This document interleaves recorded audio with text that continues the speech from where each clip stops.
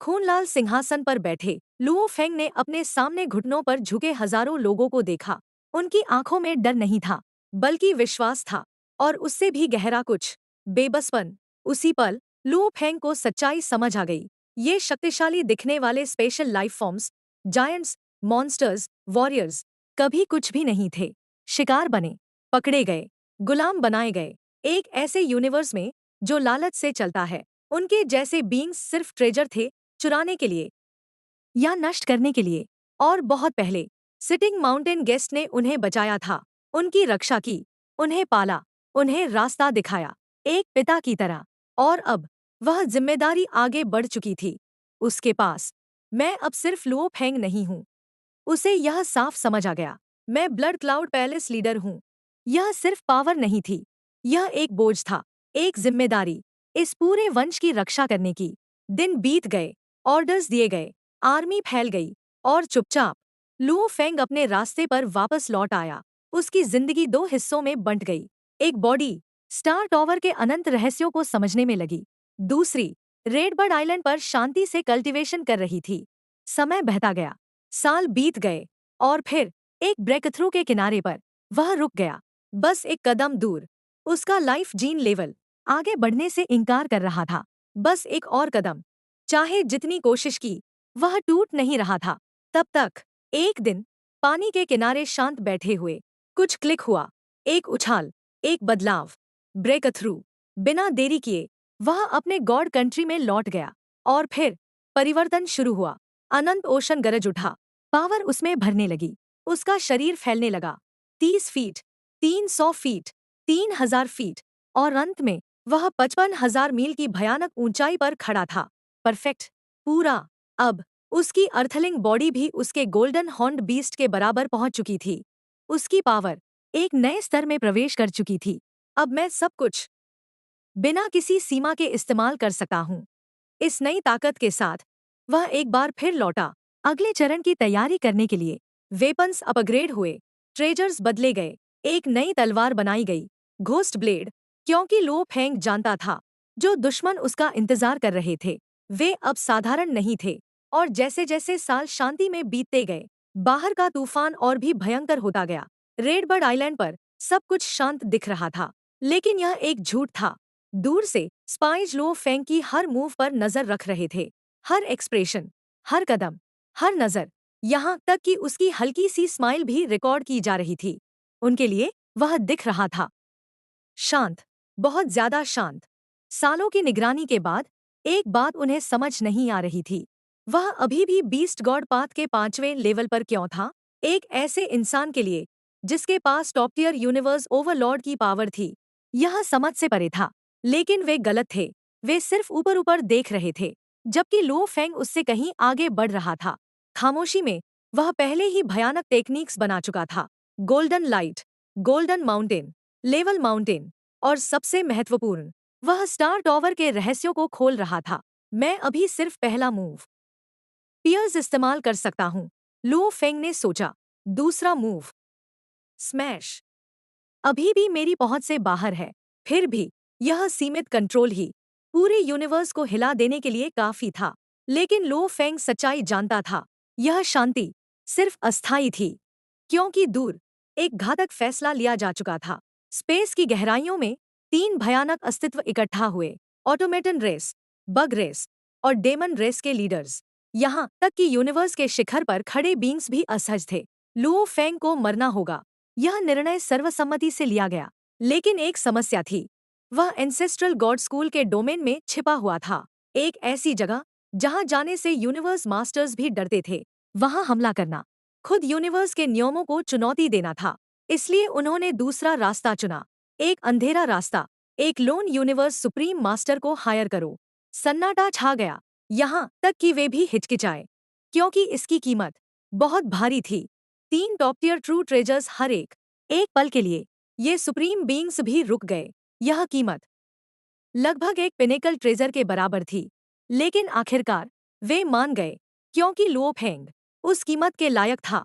और इसी तरह एक शिकार शुरू हुआ, एक ऐसे बीइंग के द्वारा जो अकेले पूरे यूनिवर्स को हिला सकता था। उधर रेडबर्ड आइलैंड पर लुओ फेंग शांत बैठा था, आंखें बंद, सांसें स्थिर, जैसे उसे आने वाले तूफान का पहले से ही एहसास हो। एक शांत लाइफ प्लेनेट पर, युद्ध के शोर से दूर, एक अजीब सा बूढ़ा आदमी अंधेरी गली में खड़ा था, शांत, मुस्कुराता हुआ, रहस्यमयी। वह कोई साधारण बीइंग नहीं था। वह था वर्चुअल रियल डेविल मास्टर, एक यूनिवर्स सुप्रीम मास्टर जो खुद रियलिटी के साथ खेलता था। कुछ ही शब्दों में उसने एक टूटे हुए युवक को 1 लाख साल की इल्यूजन में खींच लिया, उसे जीने दिया, लड़ने दिया, बढ़ने दिया, और फिर और भी मजबूत बनाकर वापस भेज दिया। जीवन और मृत्यु, रियलिटी और इल्यूजन, उसके लिए सब एक समान था।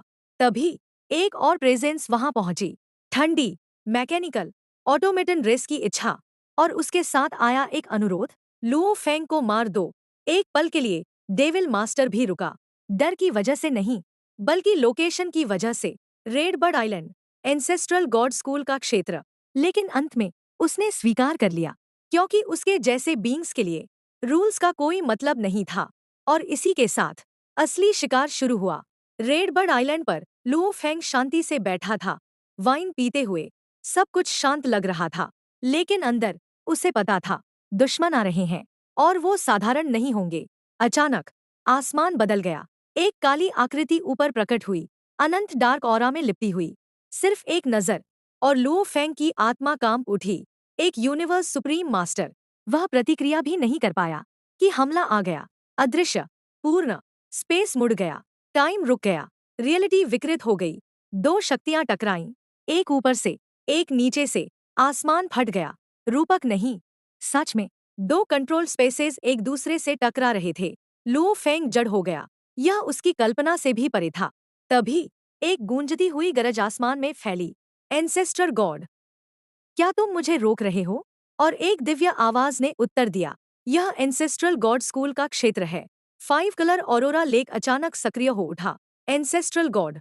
आसमान की ओर देखते हुए लुओ फेंग अचानक समझ गया, जिस शक्ति ने उसे बचाया वह कोई साधारण अस्तित्व नहीं था। पास ही एक विशाल आकृति प्रकट हुई, डबल फेस एंसेस्ट्रल गॉड। एक चेहरा शांत, दूसरा भयंकर, 6 भुजाएं, हर हाथ में चमकते हुए डैगर्स। ऊपर अंधेरे में लिपटा हुआ वर्चुअल रियल डेविल मास्टर खड़ा था। उसकी आवाज गूंजी, मैं जहां चाहता हूं जाता हूं, और आज मैं इस इंसान को मारूंगा। और फिर टकराव शुरू हुआ। दो यूनिवर्स सुप्रीम मास्टर्स, दो अलग अलग स्पेस, एक ऊपर से दबाता हुआ, दूसरा नीचे से रोकता हुआ।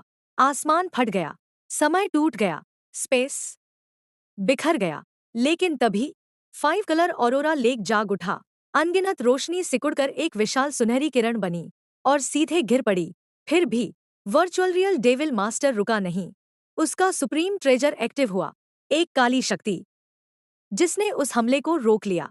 मैं अजय हूँ, वह गरजा। लेकिन एंसेस्ट्रल गॉड पीछे नहीं हटा। उसने अपनी 6 भुजाएं उठाईं, काले और सफेद ऊर्जा मिलकर एक जटिल पैटर्न बनी। और फिर वार, दोनों शक्तियां टकराईं। ब्रह्मांड कांप उठा। नीचे खड़ा लुओ फेंग सब देख रहा था, बेबस। वह भाग भी नहीं सकता था, क्योंकि यह लड़ाई उसकी समझ से परे थी। फिर अंतिम वार आया। 5 कलर ऑरोरा लेक सिकुड़ा और एक विशाल तलवार बन गया। कट, वह तलवार गिरी, और साथ ही एंसेस्ट्रल गॉड के 6 हमले। वर्चुअल रियल डेविल मास्टर पहली बार दब गया। उसकी शक्ति घटने लगी। और तभी कुछ और हुआ। आकाश से चेन उतरी, सुनहरी, हरी, नीली, एक एक करके उसे बांधने लगी। उसकी शक्ति कम होती गई, उसका विरोध कमजोर पड़ गया। यह ओरिजिनल यूनिवर्स है, एंसेस्ट्रल गॉड की आवाज गूंजी।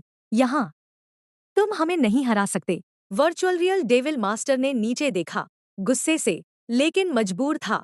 आज तुम बच गए। उसने लुओ फेंग की ओर देखा, लेकिन अगली बार, और वह गायब हो गया।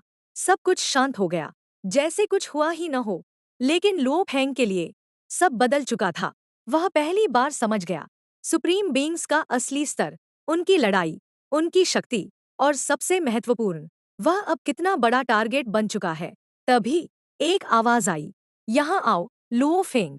एंसेस्ट्रल गॉड उसे बुला रहा था, और अब एक नया अध्याय शुरू होने वाला था।